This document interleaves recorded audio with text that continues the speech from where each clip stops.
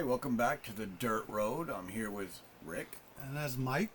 And that's our 4,000 billion acre farm here in New York City. Yeah, hidden. You'll never find it. Did you plow today? A lot. Did you milk the cows? A lot. All right, welcome back, everybody, to another episode of the Dirt Road. I think this might be episode 12, right? I think so, yeah. Something like that. Who cares? Mike, you know I like you, right? Here we go. You know I love you, right? This never ends well. Although I'm pushing 60, I might have to kick your ass. I was watching our videos, and I watched one on J.D. Vance, and we were told you had brought up the jobs report from July. Yes, it was and awful. you had said how horrible it is, right? Yeah. Remember what you said next? No. Well, what you said next was most of those jobs were quote-unquote government jobs, and who the hell wants those anyway? Oh, yes. All right. I was told not to curse on YouTube too much, so I'll just say, gee whiz, Mike. Fuck that. Curse. Golly gee willikers, Mike. I'll do the cursing. It's fine. Who the fuck do you think signed our paychecks for the last 3 decades? That's different, though. We actually How's served it the different? purpose. We served the purpose. We did. We did. We served the purpose. The jobs they're creating are 80+ thousand IRS agents to, we're going to only audit the rich. Yeah, okay. All right. I got a bridge to sell somebody. Mike, let me ask you something. When you cashed your government check, Sure. what'd you do with it? I spent it. And where'd that money go? Back into the economy. Back into the economy. Any job is good, Mike. Money goes back in the economy. The government money you got built this farm back here. This big farm back here. Big, giant, invisible. It was farm. built all on your government paycheck. Government jobs. It shows you how much the government pays. Government the farm jobs exists on green screen. are jobs. Our jobs were jobs. People who work for the Yeah, IRS but are the jobs. thing about it is, if Don't make me kick your ass, yeah. Mike. Government jobs are jobs, and there are necessary jobs, and there are jobs that should be held and should be honestly cherished. And our educators are a big one. I love teachers. I think they're great. Not all of them, obviously. Some of them might disagree politically, but at the end of the day, when we're talking about the profession itself, period, teaching is a very, very noble profession, and it takes a tremendous amount of time and sacrifice. So, but when we're talking about adding 80,000 plus IRS agents that nobody asked for, when we're adding jobs in these different bureaus and agencies that exist only because somebody else needs to give their donors a job or something like that, that's what we're talking about. It's debatable, but anybody could have their opinion on that. But the bottom line is the paycheck, the money goes right back into the economy, goes into construction, it goes to help the Dunkin' Donuts down the road. It's still money, it's still a paycheck. No, it does. People but still getting up and getting on the it bus does. and going to work. I'm not saying the money doesn't spend. It A doesn't job's a help job, bolster and things. it's part of GDP. Government jobs are not excluded from GDP, by the way. I know. I'm aware. I'm just, I'd like to see a little, smaller government and more local, government control. Well, as long as you apologize, I won't kick your ass. I'm not gonna apologize for that. Then I might have to kick your ass. That's all there is to it. Tune in for that episode. Speaking of asses, by the way, Oh God. that shadrul Nancy Pelosi, Whoa. the queen of shadruls, Yeah, she's special. she had an interview with Leslie Stahl the other day, and Yes. Saw talked this. about how, and with a straight face, by the way, said Joe Biden should be on Mount Rushmore. She did indeed say this. And then she very graciously, very gracious, because she is gracious, you got to admit that, very graciously said that she wouldn't take Teddy Roosevelt down. Oh. No, she'll leave him up there because she's gracious. She's quite. She just thinks we should add Biden because he is, according to her, one of the most consequential presidents in United States history. So what do you think, Mike? A fifth face on? By the way, they can't put another face on Mount Rushmore. They can't. They can't carve it out. Yeah, they physically can't. It'll crumble. Yeah. But I don't know. Let's say she changes her mind and decides to take Teddy Roosevelt down. What do you think? Biden, the most consequential president we've had in a while? And It depends by how we're using the term consequential. So if we're saying consequential failure, consequential loser, consequentially destroyed the country, absolutely. Put him on Mount Rushmore? No, I don't think so. by the way, you remember about 3-4 years ago when Nancy Pelosi and her ilk wanted to tear Mount Rushmore down? Oh, yeah. They said it was racist. Yes. They wanted to give the land back to the Indians. Indians, yep. And now all of a sudden they want to add Mr. Biden Nancy onto Pelosi. that. I'm still not convinced that her husband's attacker didn't whack her in the head a few times. I'm just saying. She is something else. Like I said, I'm just saying that was the most ridiculous statement in the world. It's there's so much, they gaslight so much and so hard with their nonsense, and like they sit there where it's amazing how professional these liars are. right? It's amazing to me that they are able to do this with such a straight face and say the things they say without even remotely seeming unserious. Speaking of blows my mind. straight face, by the way, I don't know if you saw the interview, but even Leslie Stahl, She was holding a laugh back. she's a great reporter, but she's liberal. But she was literally trying to hold back her laugh. Yeah, I remember Leslie Stahl kind of annoys me. She gets under my skin. I feel like she's I don't know. She's definitely very liberal, and it comes through a lot in her reporting. So that probably is part of the reason she annoys me. But just the way she speaks, sometimes it's just like, just shut up, just shut up. You're annoying. I don't know. It might be me, but there's plenty of other on both sides I don't like. I don't like most of the media. I think they're mostly hacks. But as for Pelosi should put down a bottle of vodka and probably go figure out why her husband was dancing around naked in the house with a guy in his underwear and a hammer. You know, because putting Biden on Mount Rushmore is probably the stupidest thing I've heard come out of there for a long, long time. But let's play devil's advocate and try and get in her mind if you can. I know that's tough, but Vodka-soaked hellscape. What would make somebody say like she can't believe it because No, he's not. And again, I always try to say let's put our personal politics aside, Sure, and just talk about his presidency. Reality-wise, because the presidency is over at this point. And Yeah. what was other than the fact that he defeated the person they hate the most in this world, Yep. Donald Trump. What is consequential about his presidency? Nothing. Literally, can you name anything Nothing. he did? You know, we were talking in one of our other videos about how every president signs bills. Sure. It's a question of, are you getting your babies through Congress, and especially a hostile Congress, right? Right. Like this guy did. Yeah, exactly. Right? He got his stuff through a Democratic House of Yeah, Representatives. completely on the opposite side, but they love the guy anyway. Yeah.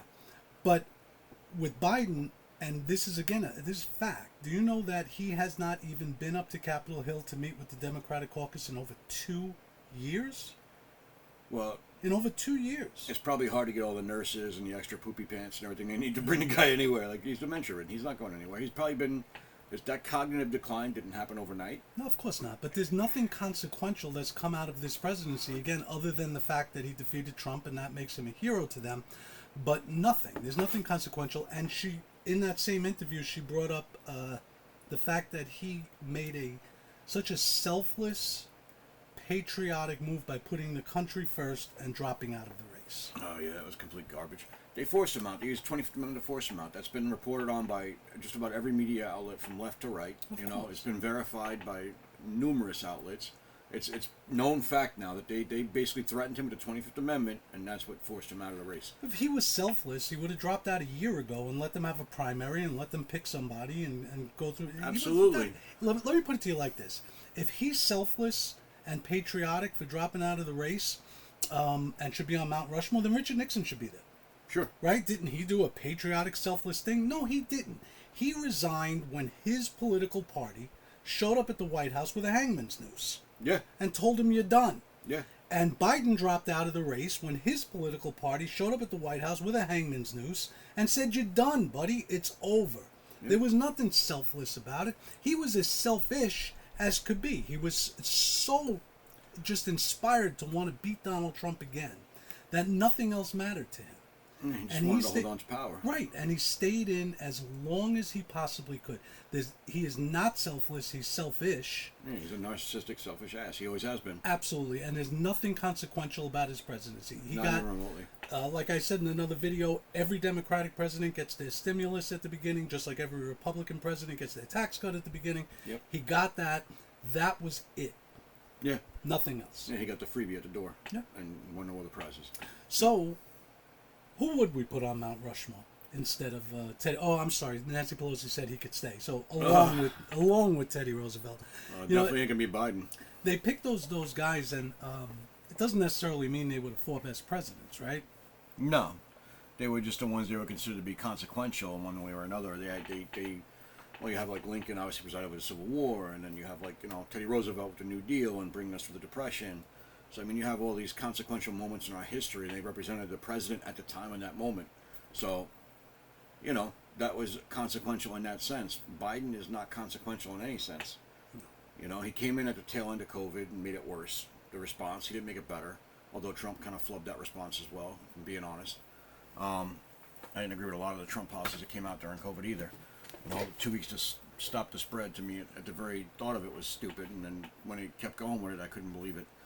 But that's a whole different subject. But I don't see anything consequential even remotely. I mean, the guy's going to be in the very bottom 3 presidents ever to have sat in that seat. Yeah, I mean, at least in our lifetime, and he's completely inconsequential. And I could tell you, somebody who's used history textbooks, he'll have 2 He'll be the modern day Benjamin Harrison. He's done nothing. He was a president. He'll get a couple of paragraphs in a textbook 100 years from now, and that's it.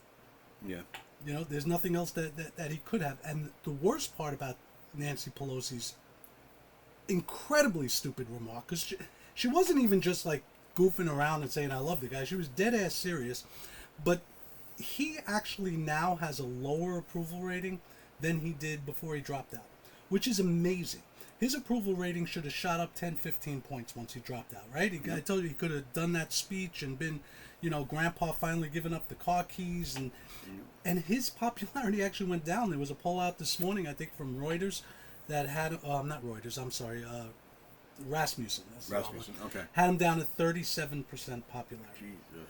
Now, every president, when they're outgoing, with the exception, I guess, of Bush, because he really fell apart in his last term, and the Iraq War was heating up, and the economy was falling apart. Yeah. But most presidents, at the end of their term, their popularity goes up, right? Because now the emotion's gone. You're like, the guy's going, it wasn't all that bad. And, right, people are willing to forgive a little bit, yeah. Yeah, and you always look back kind of romantically at the past, sure, right? Nostalgia kicks in. But his popularity is going down, and this fool is still talking about January 6th, and now this dummy, and he is a dummy, is putting forth this proposal to reform the Supreme Court that, number one, can't happen without a constitutional amendment. Yep. It's for nothing.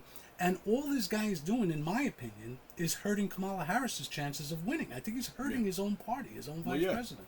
Listen, they tried to, they threatened him. They basically forced him out of the seat, and he's a narcissistic person. So I wouldn't be surprised if it's on purpose. If it's a spiteful kind of, screw you, now you're going to lose this race kind of deal. You know what? I didn't even think of that, Mike. I mean, and he does, when you hear him talk, he's always so angry. Yeah. Maybe it is spite. Maybe he's just so mad that he got pushed out that he wants to fuck up his party's chances of winning. Absolutely. So it's possible. Listen, they've been eating their own for a while now, right? They had the, if you pay attention to politics, if you follow politics closely and you kind of know the players pretty well, you can see that the Democrat Party's been eating their own for a little while now. Excuse me, a couple of years now. But when you come fast forward to like recent history with them, you see this whole Israel-Gaza war go down, and their party completely fractured, right? Completely fractured. There's a pro-Israel side, and then the pro-Hamas terrorists, let's rape innocent women and kill babies and people like that. That side, they support that. They're all for rape and murder and doing horrific things to other people because, why not? Good retards. But, that fractured their party so deeply that I don't see that coming back together again anytime in the next few years. I don't. I see it. I think they're trying now with Kamala to try and kind of repair that breach, that crack, and try and bring it back together again. But look at Kamala. Was it today or yesterday? She was at that rally in she was at a rally somewhere, and the pro-Hamas contingent was basically, I think it was today, they were yelling at her, and she told them, I'm speaking now, and she basically shut them down at her rally. That's not going to help her. But I don't know that they're going to drag a lot of weight off of her ticket. I don't know. I don't know if she's really how anti-Israel. I mean, we just don't know that much about her. I mean, it's not about whether she's anti-Israel or not. It's about whether she embraces a pro-Hamas wing of her own party now or not. And that's that's a very loud, they have the same energy that you saw with like AOC and the other squad progressives when they kind of swept into Congress. That same energy is there with those people now at the pro-Hamas side. I think they're a bunch of disgusting idiots, but not everybody who's opposed to, the way Israel is handling things is necessarily pro-Hamas or pro-terrorist. Like the ones I'm talking about are the Democrat, right? The far left Democrats that are marching, that are protesting, that are pro-Hamas, and it's a big chunk of their party. It's not a small chunk. If you look at the polls in their party, they're split almost evenly between like the moderate Democrats, the ones who are basically everyday Democrat, right? Yeah. And then you've got this like far left wing of the Democrat Party, the squad type people and those kinds of people, progressives, that are very much on Hamas's side, and Israel is the devil and Hamas is okay. They're good, and we're glad October 7th happened, and blah, blah, blah, blah, blah. How many people do you really think are happy October 7th happened? Like, if they're going out and marching under that flag. I'm not talking about, dummies out there in the street. I'm talking about politicians, real Democratic politicians. Well, I think probably half of them don't even give a shit. They could care less, honestly. They don't care. They care about themselves, for the most part. Okay. And then the other half, care as much as they have to. Honestly, So I don't see them really putting any sincere emotion into anything. And there's probably there's a handful there that probably sincerely care about both sides of this conflict. I want to see it brought to a peaceful resolution, which that I get. You know. So, honest question. Now, I'm not trying to start an argument, but just an honest question. So, Cori Bush, right? She got primaried out. She did, and she's repulsive. There's no doubt about it. I mean, she repulses me. But we live in a representative democracy, and the people of her district voted her in Originally, and now they voted her out. Right, but I may not be able to understand why they voted in, but they voted her in. And this is a local election, and you have AIPAC putting millions upon millions of dollars in to get her out. Does that bother you at any level? Of course. I don't want lobbying like that. I don't want big money in politics. That's the problem with politics. That's why I ran, right? Because you have people who... So here's how it works, right? We got these lobbyists, whatever corporate lobbyist or special interest lobbyist, whatever side you want. Just pick one. Doesn't matter, right? And they'll come in and they'll say, okay, we're going to put, $1 million into your campaign fund. We're going to put all this money inside your campaign fund, and we're also going to spend all this money on ad buy for you so that you can win your race. Right? And all you're going to do now is when it comes time, they're going to give you a list. They'll give you a booklet, and it'll list off every policy that they're looking to have passed. So if it's like a particular business, they'll have policy based on what they need. If it's something like AIPAC, where it's like they're pushing whatever progressive agenda, whatever it is, it'll be listed off different bills. AIPAC is pushing one thing and one thing only. Right. They're pushing Israel. Right. Well, that's it. That's what they are. That's their group. Yeah. And it's a very powerful lobby. And again, I'm not... They have a lot of money. They fucking have a ton of money. And it does bother me, even though, again, seeing her lose, does make me happy and tingly, because I do find her repulsive. She is disgusting. But the people of her district did vote her in, and then this outside organization, this international organization, comes in with millions upon millions of dollars in a little local race, and use a ad buy to force her out. Right? Absolutely, and and they use it as a lever, and they do, and they that do it all the bothers time. me. But here's the thing about it, and most people don't probably realize. Most people had no idea before this video what AIPAC was, right? I didn't know what AIPAC was. It's the American-Israeli PAC. Yeah.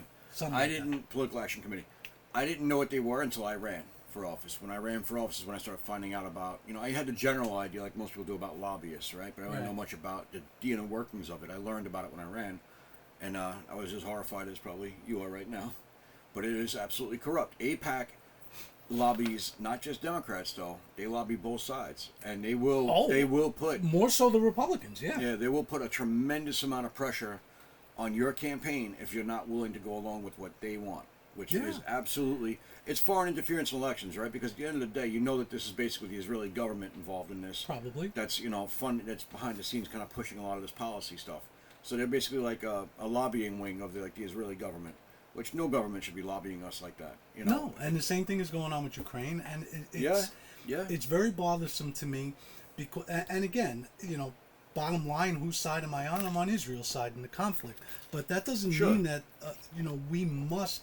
All right, let's put it like this: Israel's been in a ton of wars since 1948, right? Absolutely. Yeah. When have we ever participated in shooting down incoming missiles like we did a few months ago to help? We haven't. I mean, we're literally in the war now. I mean, it's one thing to give them support, to give them money, even to give them some weapons or whatever. But this is a foreign country. This is not the 51st state. Neither is Ukraine. Neither is any country. And we are now literally fighting for it. Because when you're shooting down an incoming missile, you're fighting. It's a definition. We may not have soldiers getting shot, but we're involved in the fight. And this is what groups like AIPAC do with their money, is they get politicians to support this. They put ads out there, and people don't even question this stuff anymore. Yeah, because they've been gaslighted for so long. So basically, around the time that this hat was first making its circulation, first election ever voted in, by the way. Oh, nice. Yeah. That's awesome. Yeah. He's old. No. Yes, I am. Still kick your ass. Around that same time is when you started to see like this shift in media, right? And it was not really a noticeable one at that point. It was kind of like just a little bit more, maybe a little more attention given to politics. Shift than there was how? before. What do you mean? Well, the American media kind of shifted into politics more so. Rather than just reporting on what was going on, they started kind of giving you more editorial kind of stuff. But at that point, they still called it an editorial. It was opinion. You knew that. Yes, yeah. All right, that didn't change that much, but it started to kind of change then. Then fast forward, what, 8, 9 years into the 90s, early 90s, and all of a sudden you see the birth of CNN and the 24-hour news cycle, right? And that's where it really, really changed. Right, because there's not enough real news to give you 24 hours worth. No, there's no way. So what'd you get? You got this whole panel full of intelligent people, these talking head pundits who are basically just reading off a friggin' page because they're scripted monkeys, and pushing all kinds of whatever policy agenda they wanted to push. So you had this is where you see the unholy alliance between like American politics and the American media, empires coming together to kind of try and push their own agendas, and look at what's happened in that time since then, right? We said in my previous video, we hit our peak of like economic prosperity around like 1973 was like the peak for us, right? So that was where like there was the least amount of disparity between like the wealthy and the middle class, and there was a lot less poverty, and people were more or less able to live. You could have, dad could go to work, mom could stay home, raise the kids. Everybody was comfortable. You look at a car, buy a house, take a vacation, and things were mostly where they should be. After that, it starts to decline, and then that decline becomes precipitous drops once you hit the 90s. Once you hit really into like the early 90s and on through the 2000s. So we get to the point that we're at now where you have this COVID pandemic that goes out, and you have the biggest transfer of wealth in world history to that same group of people who are controlling the narrative that you get fed every day. Yeah, and since the 1990s, I think it was in the 1990s, when pretty much all media was conglomerated into 5 or 6 different companies. Yeah, so everything is owned by one of those 5 or 6 companies, and you don't have as much independent media anymore, where you had local newspapers that weren't answerable to some overlord 2,000 miles away in Chicago or New York or Los Angeles or something. But getting back to the to the AIPAC thing, all that money in politics is the bad thing. It's a terrible thing. And again, I shed no tears for Cori Bush. No, not at all. I'll say it for the 4th time. I find her repulsive. Yeah, but I also find it repulsive that one organization can throw $13-14 million in whatever they threw in there, I don't know, and knock this person out solely because it really was just solely because of her position on Israel. That's all it was. It wasn't anything else. It wasn't about left wing. I mean, another left wing politician is going to take her place, right? I mean, the person who beat her is just left wing, just not anti-Israel left wing like her. Yeah, he's like just one hair, like further back from the line than she is. He's not pro Hamas, but he's progressive in every other way. Right, and he's definitely more pro-Israel from what I heard. But no, he's because the money's there, right? Because he was paid for. He was bought and paid for by AIPAC. And that does bother me, and it bothers me that our foreign policy is being run by money. Yeah. And that somebody can be tossed out of Congress because, for no other reason than she was on a different side in a foreign war. It's different if it's... In fact, if you think back at it, there's always been a really robust anti-war movement in America. Sure. Every war we've ever fought. Yeah. I mean, the War of 1812, you had New England states threatening to secede. Yeah. The Mexican War, that's Abe Lincoln became famous in Congress for basically accusing James K. Polk of being a murderer, of putting American soldiers in harm's way on purpose, just to get into war with Mexico to spread slavery. Every war, the First World War, right? And Wilson really cracked down on it and basically took away free speech. Yeah. Even up to the point that we got in World War II, there were Nazi rallies at Madison Square Garden. Yeah. So there's always been a robust faction, of not just a faction, like robust, big, of Vietnam. Those people, Vietnam is a big example. Iraq. But all of a sudden now, we're always allowed to question wars we're in throughout history, right? That's our right as Americans. But all of a sudden now, you're not allowed to express yourself if you're against the way Israel does something or against the way Ukraine does something. It's fucking scary. Yeah. I think people should absolutely have the right. And again, I'm on Israel's side, but I just want to make I understand. I am too. I definitely side with Israel on this. I think, listen, I've faced terrorists, right? Up front, close, personal, fought them. I know what it looks like. I know what it really is, what they do. I know how really truly sick these people are and how really demented they are.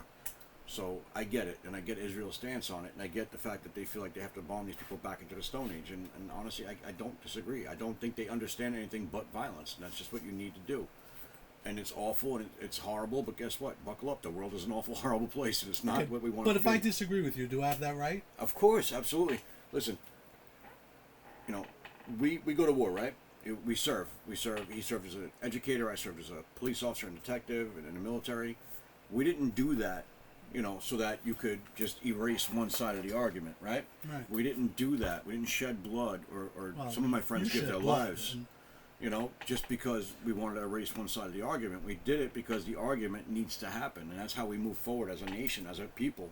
But the argument is stifled now, and that's my point. Is like Yeah, but there's it's easier to come out against American wars than it is foreign. to come out against these Well, foreign. what happens with the Ukraine, right? You go against the Ukrainian war, and all the Ukrainian lobbyists will get out there and pull all that money and funding from underneath Yeah, your feet. they're just a step behind the Israel lobby. I'll tell you that. But that's the same. But here's the thing: like what people I think are seeing with this AIPAC thing with Cory Bush, right? It's kind of a good thing that it happened. Well, for a number of reasons. One, I hated Cory Bush, but beyond that, beyond the politics of it, it's a good thing because it's exposing the inner workings of your government, of what's supposed to be your government. These people are supposed to be elected to represent you, every one of you, whether you agree with them, don't agree with them, whatever it is. They're supposed to be there to represent you and your interests. But what's being done is it's exposing the fact that they don't represent your interests, my interests, or anyone's interests. Not even the constituents who so-called believe in them. They're not representing their interests. They're representing themselves. Because there's so much money being pumped into it, Yes. they have to go along with some foreign policy written by a foreign nation. Yes, exactly. Or they're going to go along with some medical policy written by a pharmaceutical company that's going to make trillions of dollars and then pay $1 billion in fines. Yes, do the math. and they've put us to sleep arguing over stupid things. Exactly. So they wave the little shiny object Yeah, over here exactly. and say, "Hey, look at this, a transgender." Argue Oh. about the transgender, and meanwhile, all this other stuff is going on that nobody really pays attention to. But Mr. Mount Rushmore, there, Joe Biden. Oh my God. He's the one who got us into this mess with Ukraine. He's the one who got us into this mess with Israel. And you're going to be on Mount Rushmore. You haven't helped the goal of peace. The ultimate goal. Yeah. Right? What should a strong leader be able to do? Make if you're peace. exactly. Like if you're the guy. leader, exactly. Right? He negotiated with the quote-unquote evil empire. And he ended it. He Yes, bankrupted them. Exactly. Teddy Roosevelt, the one that Nancy Pelosi is so graciously going to leave on Mount Rushmore, right? When Russia and Japan were in a brutal war. Yeah, it's a very He didn't threaten to send American troops there. He didn't say, we're going to fund this war. He negotiated a peace and won the freaking Nobel Peace Prize for it. Stop the dying. Right? Yes. Stop the That's dying. supposed to be the goal. Anybody could be a tough guy. Yeah. Okay? It's a lot harder to create peace. So, Nancy, if you're watching, you stupid shadrul with your dumb remarks, leave Teddy Roosevelt up there. He makes peace. Made peace. Joe Biden makes war. That's what I got to say. And I'm still going to kick your ass for your government job thing. Nancy Pelosi makes vodka bottles empty. And her husband date men, apparently. But, Nancy, you're welcome on the dirt road if you want to come on for an interview. We'll interview you because we are the fastest growing podcast in the history of the world, Mike.